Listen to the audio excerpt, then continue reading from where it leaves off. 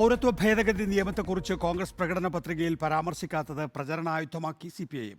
CAA വിഷയത്തിൽ കോൺഗ്രസ് കുറ്റകരമായ മൗനം പാലിക്കുന്നുവെന്ന് മുഖ്യമന്ത്രി പിണറായി വിജയൻ പറഞ്ഞു. ജനങ്ങളെ ഭിന്നിപ്പിക്കുക എന്ന സംഘപരിവാർ അജണ്ടയോട് കോൺഗ്രസ് സമരസപ്പെട്ടു. കേരളത്തിലെ 20 മണ്ഡലങ്ങളിൽ ഒന്നിൽ പോലും BJP രണ്ടാം സ്ഥാനം കാണില്ല എന്നും മുഖ്യമന്ത്രി പറഞ്ഞു.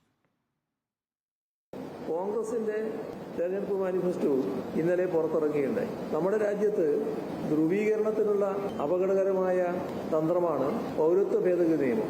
ആ പൗരത്വ ഭേദഗതി നിയമം റദ്ദാക്കും എന്ന ഉറപ്പ് CPIM മാനിഫെസ്റ്റോ നൽകുന്നുണ്ട്. കോൺഗ്രസിന്റെ മാനിഫെസ്റ്റോ ഈ കാര്യത്തിൽ കുറ്റകരമായ മൗനമാണ് പാലിക്കുന്നത്. അപ്പോൾ പൗരത്വ ഭേദഗതി വിഷയത്തിൽ കോൺഗ്രസ് പാർട്ടി ഇതേവരെ അവരുടെ നേതൃത്വം ഒരക്ഷരം എതിരായി പറഞ്ഞിട്ടില്ല. ജനങ്ങളെ ഭിന്നിപ്പിക്കുന്നത് സംഘപരിവാർ അജണ്ടയാണല്ലോ. എങ്ങനെയാണ് ആ സംഘപരിവാർ അജണ്ടയോടൊപ്പം ചേർന്ന് നിൽക്കാനുള്ള മനസ്സ് കോൺഗ്രസിനുണ്ടായത്? കോൺഗ്രസിന്റെ അജണ്ടയിൽ ഈ 20-ൽ ഒന്നിൽ പോലും BJP ജയിക്കില്ല. മാത്രമല്ല 20-ൽ ഒന്നിലും BJPക്ക് രണ്ടാം സ്ഥാനം പോലും ഉണ്ടാകില്ല. സ്വന്തം വോട്ട് ദാനം ചെയ്ത് കേരളത്തിന്റെ പൊതുവായ സാഹചര്യം അട്ടിമറിച്ച് BJPക്ക് അക്കൗണ്ട് തുറക്കാനുള്ള സൗകര്യം ഉണ്ടാക്കിയതാണ് കോൺഗ്രസ്. പൗരത്വ ഭേദഗതി നിയമം പ്രകടന പത്രികയിൽ പരാമർശിക്കാതെ കേരളത്തിലെ കോൺഗ്രസ് നേതാക്കൾ ജനങ്ങളെ വഞ്ചിക്കുകയാണെന്ന് CPM സംസ്ഥാന സെക്രട്ടറി MV ഗോവിന്ദനും പ്രതികരിച്ചു. കോൺഗ്രസിന്റെ അജണ്ടയിൽ പൗരത്വ ഭേദഗതി നിയമവുമായിട്ട് ബന്ധപ്പെട്ട അതിൻ്റെ റദ്ദാക്കൽ മാത്രമല്ല ഒരു കാര്യവും അവരുടെ മുമ്പിൽ ഇല്ല എന്നുള്ളത് പരസ്യപ്പെട്ട ഒരു പ്രധാനപ്പെട്ട ദിവസമാണ്, അല്ലെങ്കിൽ അതിൻ്റെ വാർത്ത കൃത്യമായിട്ട് ജനങ്ങളുടെ മുമ്പിൽ എത്തിയിട്ടൊരു ദിവസമാണ് ഇന്ന്. അതാണ് ഏറ്റവും പ്രധാനപ്പെട്ട ഒരു പ്രശ്നം. ഓക്കെ, ശ്രീജിത്ത് വിശദാംശങ്ങളുമായി. ശ്രീജിത്ത്, CA വിഷയം നേരത്തെ തന്നെ CA വിഷയം ഉയർത്തിയാണ് തെരഞ്ഞെടുപ്പിൽ മുന്നിലെത്താൻ CPM ശ്രമിച്ചത്. ഇപ്പോൾ കോൺഗ്രസിൻ്റെ പ്രകടന പത്രിക വന്നപ്പോൾ അതിനൊരിക്കൽ കൂടി ആക്കം കൂട്ടാൻ സാധിക്കുമെന്നാണോ CPM കരുതുന്നത്? നികേഷ് സൂചിപ്പിച്ച പോലെ പൗരത്വ നിയമ ഭേദഗതിയുമായി ബന്ധപ്പെട്ട പ്രശ്നത്തെ കേരളത്തിലെ ഒരു പ്രധാന തെരഞ്ഞെടുപ്പ് വിഷയമായി ഉന്നയിക്കാനാണ് CPIM മുഖ്യമന്ത്രിയും ശ്രമിച്ചു പോരുന്നത്.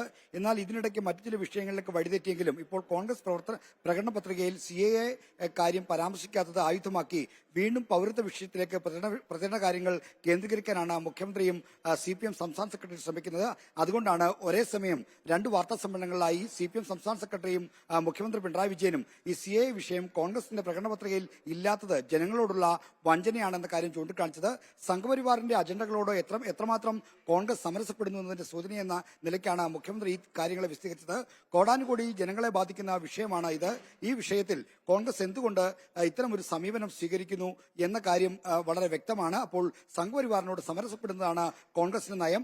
കേരളത്തിൽ ഇപ്പോൾ ഈ കോൺഗ്രസിനെ വിമർശിക്കുമ്പോൾ അത് BJPയുടെ സ്വരമാണെന്നാണ് കോൺഗ്രസ് നേതാക്കൾ ആരോപിക്കുന്നത്. എന്നാൽ BJPയുടെ സ്വരം ഒരിക്കലും CPM എടുത്തിട്ടില്ല.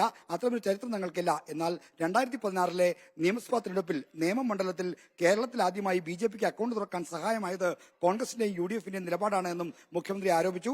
2011 17.38% വോട്ടുണ്ടായിരുന്ന നേമത്ത് 2016 ആയപ്പോഴത്തേക്കും അത് 9.7% കുറഞ്ഞു. ഈ വോട്ട് കൊണ്ടാണ് BJP കേരളത്തിൽ അക്കൗണ്ട് തുറന്നത്. അപ്പോൾ കേരളത്തിലെ ജനങ്ങളുടെ പൊതുവായ താല്പര്യത്തിന് എതിരായി പ്രവർത്തിച്ച മുന്നണിയും പാർട്ടിയും UDFും കോൺഗ്രസുമാണ് എന്നാണ് മുഖ്യമന്ത്രി ആരോപിക്കുന്നത്.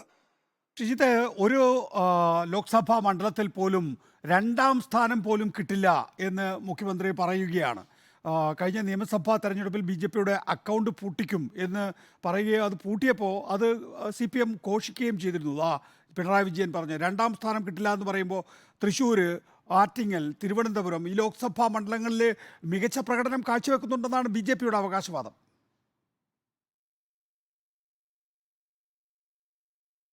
BJP കേരളത്തിലെ 5 പ്രധാന മണ്ഡലങ്ങളിൽ മികച്ച പ്രകടനം കാഴ്ചവെക്കുന്നു. അവിടെ ചിലയിടങ്ങളിൽ ജയിക്കാൻ കഴിയുമെന്ന പ്രതീക്ഷയിൽ മുന്നോട്ട് പോകുമ്പോൾ CPMന്റെ പൊളിറ്റ് ബ്യൂറോ അംഗവും മുഖ്യമന്ത്രിയുമായ പിണറായി വിജയൻ പറയുന്നത് സംസ്ഥാനത്തെ 20 മണ്ഡലങ്ങളിലും LDFന് വിജയിക്കും. ആ 20 മണ്ഡലങ്ങളിലും BJP ജയിക്കാൻ പോകുന്നില്ല. മാത്രമല്ല ഒരു മണ്ഡലത്തിൽ പോലും BJP രണ്ടാം സ്ഥാനത്ത് വരാൻ പോലുമുള്ള സാധ്യതയില്ല എന്നാണ് ചൂണ്ടിക്കാണിക്കുന്നത്. എന്നാൽ 2009 മുതൽ ഇങ്ങോട്ടുള്ള BJPയുടെ കേരളത്തിലെ പെർഫോമൻസിൽ തിരുവനന്തപുരം മണ്ഡലത്തിൽ 2009 മുതൽ BJP തുടർച്ചയായി ലോക്സഭാ മണ്ഡലത്തിൽ രണ്ടാം സ്ഥാനത്താണ്. LDF സ്ഥാനാർത്ഥി മൂന്നാം സ്ഥാനത്ത് പോകുന്നതാണ് ഇതുവരെയുള്ള 3 തെരഞ്ഞെടുപ്പുകളുടെയും അനുഭവം. അതുവരെ മാറ്റിമറിക്കപ്പെടും എന്നാണ് മുഖ്യമന്ത്രി ഇന്ന് വാർത്താ സമ്മേളനത്തിൽ അവകാശപ്പെടുന്നത്. എന്തായാലും അദ്ദേഹത്തിന്റെ അവകാശവാദം LDFന്റെ ആത്മവിശ്വാസത്തിന് സൂചനയായി കാണാമെങ്കിലും BJP ഇതിനോട് എങ്ങനെ പ്രതികരിക്കുമെന്ന് അറിയില്ല. എന്തായാലും തൃശൂർ അടക്കമുള്ള മണ്ഡലങ്ങളിൽ സുനിൽകുമാറിന്റെ സ്ഥാനാർത്ഥിയോടെ വലിയ തോതിൽ മുന്നോട്ട് വരാൻ LDF-ന് കഴിഞ്ഞു, വിജയസാധ്യത ഉറപ്പിക്കാൻ കഴിഞ്ഞു എന്ന വിലയിരുത്തൽ മുഖ്യമന്ത്രി അടക്കമുള്ള ആളുകളുണ്ട്. മുഖ്യമന്ത്രി ഈ രാഷ്ട്രീയ പ്രചരണ പരിപാടിയുടെ ഭാഗമായി 20 മണ്ഡലങ്ങളിലും പോകുമ്പോൾ എല്ലായിടത്തും തെരഞ്ഞെടുപ്പ് പ്രവർത്തനങ്ങൾ അവലോകനം ചെയ്യുന്നുണ്ട്. ഈ അവലോകനത്തിൽ തന്റെ നിഗമനങ്ങളും വിലയിരുത്തലുകളും തെരഞ്ഞെടുപ്പ് കമ്മിറ്റി അംഗങ്ങളെ വിളിച്ചുകൂട്ടി മുഖ്യമന്ത്രി പറയുന്നുണ്ട്. വളരെ ഹ്രസ്വമായ മീറ്റിംഗ് ആണെങ്കിൽ കൂടി 10 മിനിറ്റ് ദൈർഘ്യമുള്ള മീറ്റിംഗ് ആണെങ്കിൽ കൂടി ഈ കാര്യങ്ങൾ പറയുന്നുണ്ട്. എന്താണ് തനിക്ക് കിട്ടുന്ന ഫീഡ്ബാക്ക് എന്ന കാര്യം അറിയിക്കുന്നുണ്ട്.